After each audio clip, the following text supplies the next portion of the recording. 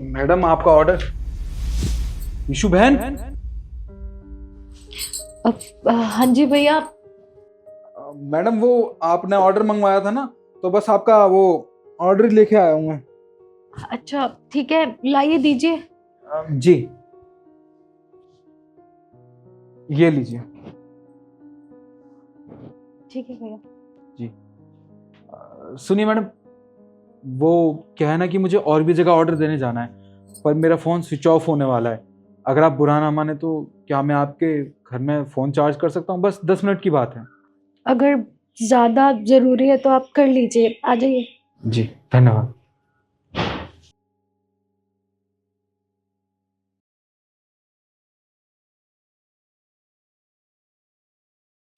भैया आपके लिए पानी लाऊं? नहीं धन्यवाद।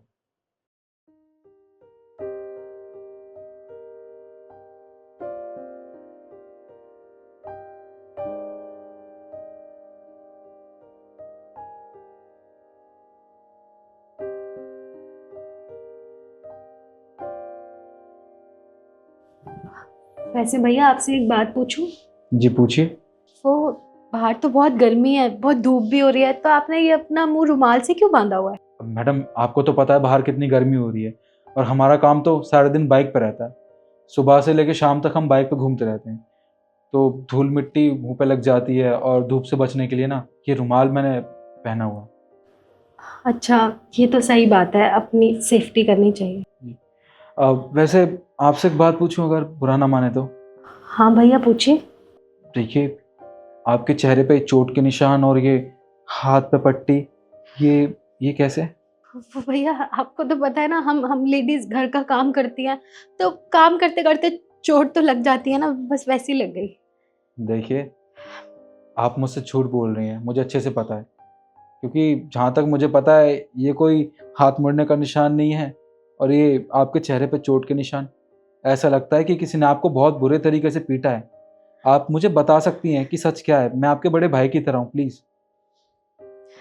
भैया मैं आपको क्या बताऊं, मैं एक लड़के से बहुत प्यार करती थी, बहुत ज्यादा।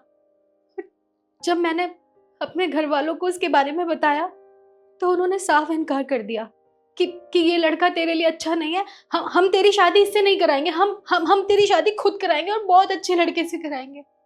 पर मेरी आंखों में तो प्यार की पट्टी बंधी हुई थी ना, मुझे तो सिर्फ उसका प्यार नजर आता था। अपने घर वालों का प्यार, उनका उनका भरोसा, उनका उनका मुझे कुछ नजर नहीं आता था। सिर्फ सिर्फ मुझे वही इंसान चाहिए था।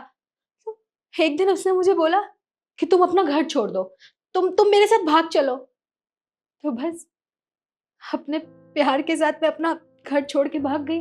अपनी मम्मी पापा भाई समाज में उनकी जितनी भी इज्जत थी, वो वो सब कुछ खराब करके, सब कुछ नीलाम करके मैं उस लड़के के साथ भाग गई। और फिर मेरे भाई ने मुझे फोन किया, क्योंकि वो मुझसे बहुत प्यार करता था, बहुत ज्यादा। उसने मुझे समझाया, वो वो लड़का तेरे लायक नहीं है, वो लड़का सच में अच्छा नहीं है, वो तेरी जिंदगी खराब कर देगा। पर मैं तो प्यार में अंधी थी ना, मैंने तो अपने प्यार पे भरोसा किया, अपने भाई पे नहीं जिसके साथ मैंने पूरा बचपन बिताया था। पर मैं उसके साथ चली गई, और फिर मेरा हाल तो आपको दिखाई दे ही रहा है। वो मेरे साथ ये सब करता था, मुझे। तेरी हिम्मत कैसे होगी घर से बाहर जाने की? मेरी बात कान खोल के सुन ले। अगर आज के बाद तूने घर से बाहर पैर रखा ना, तो मुझसे बुरा कोई नहीं होगा, याद रख लियो।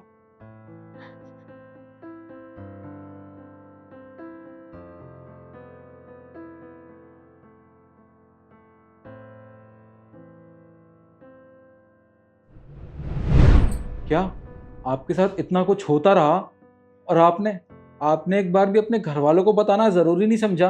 अरे कम से कम आप एक बार अपने घर वालों को बता के तो देखती। आखिरकार आप उनकी ही औलाद हो, वो आपकी ज़रूर सुनते। आपने बहुत बड़ी गलती की, सब कुछ खुद सह के। कम से कम उन्हें एक बार बता तो देती। भैया ये जो मैं सह रही हूँ ना, ये मेरी खुद की गलती है, क्योंकि प्यार भी तो मैंने ही किया था, घर से भी तो मैं ही भागी थी ना, तो सजा तो मुझे मिलनी थी। और देखो, मुझे सजा मिल भी रही है।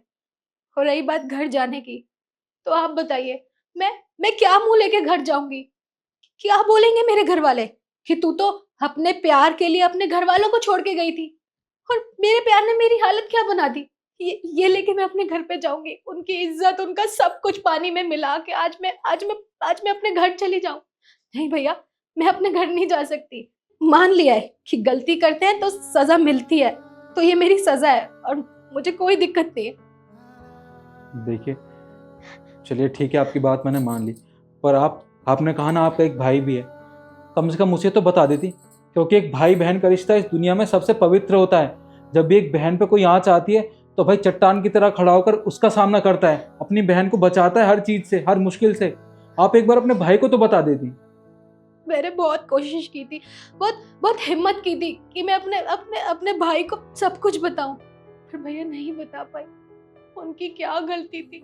वो तो मुझे रोकते रहे, मुझे बोलते रहे कि ईशु मत जा, ईशु घर से भाग के मत जा, वो लड़का अच्छा नहीं है। मैंने उनकी बात मानी नहीं ना, तो मैं वापस नहीं जा सकती। मैं क्या मुंह लेके वापस जाऊंगी? मैंने उनकी इतनी बेइज्जती कराई समाज में, उनको कहीं मुंह दिखाने लायक नहीं छोड़ा, तो नहीं, मैं वापस नहीं जा सकती। देखिए, मैं भी आपके भाई की तरह हूँ, मैं आपके सामने हाथ जोड़ के विनती कर रहा हूँ, आप एक बार मेरे कहने से अपने घर वालों को एक बार फोन करके देखिए प्लीज। मेरे पापा मुझसे बात नहीं करना चाहते। अब समझ क्यों नहीं रहे? देखिए, मैं आपसे कह रहा हूँ ना, औलाद कितनी ही बड़ी गलती क्यों ना कर ले, पर माँ बाप उसे हमेशा माफ करते हैं। मेरे कहने से आप एक बार अपने घर पे फोन कर लीजिए, क्या पता वो आपको माफ कर दें। ठीक है, मैं अपने पापा को फोन करती हूँ, फोन लेकर आती हूँ।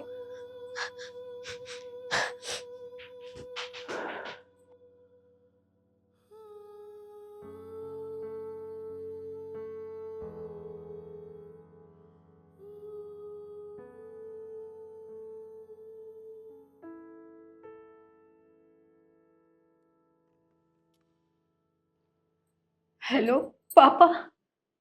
हाँ पापा, मैं ईशू बोल रही हूँ। पापा, पापा प्लीज मुझे माफ कर दो। मैं जानती हूँ मेरी गलती माफी के लायक नहीं है, पर हूं तो मैं आपकी बेटी ना। और माँ बाप तो अपने बच्चों को माफ कर देते हैं, चाहे वो कितनी बड़ी गलती कर दे। प्लीज आप मुझे माफ कर दो, मुझे यहाँ से ले जाओ। मैं यहाँ नहीं रह सकती, वो मुझे डेली मारता है। पापा प्लीज मुझे ले जाओ, प्लीज पापा। ठीक है पापा, आप भैया को भेज देना।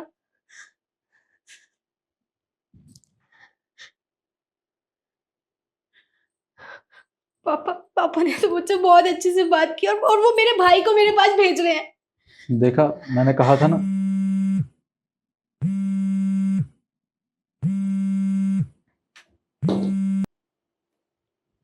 हेलो,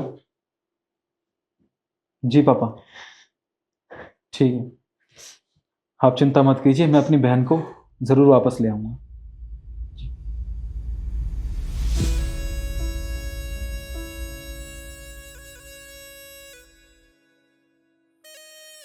भैया, भैया आप यहाँ पे? भैया प्लीज आप मुझे माफ कर दो, मुझसे गलती हुई है। हो तो मैं आपकी बहन ना, प्लीज मुझे यहाँ ले चलो। मैं यहाँ नहीं रह सकती। आपने मेरी हालत तो देखी। तुझे पता है ना तेरा भाई तुझसे कितना प्यार करता है, और माँ बाबू जी वो भी तुझसे कितना प्यार करते हैं। जब से तू घर छोड़ के गई थी ना, एक दिन ऐसा नहीं गया जिस दिन हम चैन की नींद सोए हो, क्योंकि हमें हमेशा तेरी फिक्र लगी रहती थी। और आज तू हमें मिली भी तो किस हालत में।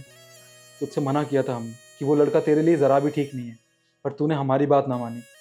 खैर कोई बात नहीं बहन, अभी देर नहीं हुई है, और जो तेरा पति है ना, उसको तो सबक सिखाना पड़ेगा। अरे उसकी हिम्मत कैसे हुई मेरी बहन के ऊपर हाथ उठाने की। तू चिंता मत कर, अब तेरा भाई आ गया है ना, अब तुझे फिक्र करने की ज़रा भी ज़रूरत नहीं है। अब एक काम कर, सबसे पहले हम दोनों पुलिस स्टेशन चलते हैं और तेरे पति के खिलाफ FIR करवाते हैं। उसे भी तो पता चले कि उसने कितनी बड़ी गलती की है। ठीक है भैया।